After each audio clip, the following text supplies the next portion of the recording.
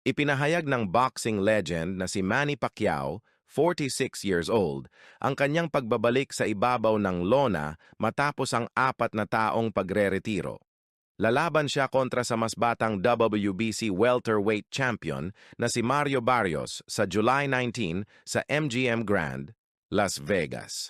Bagamat dehado sa edad, laki, at mga nakaraang laban kabilang ang kanyang pagkatalo kay Yordenis Ugas noong 2021, kumpiyansa si Pacquiao na kaya pa niyang magbigay ng isang kamangha-manghang laban. Aniya, ang kaligayahan ng mga tagahanga ang kanyang inspirasyon sa pagbabalik.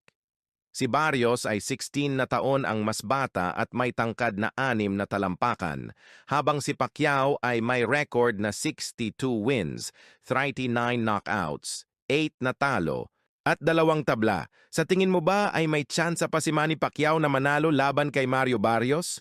Bakit o bakit hindi? Ibahagi ang iyong saloobin.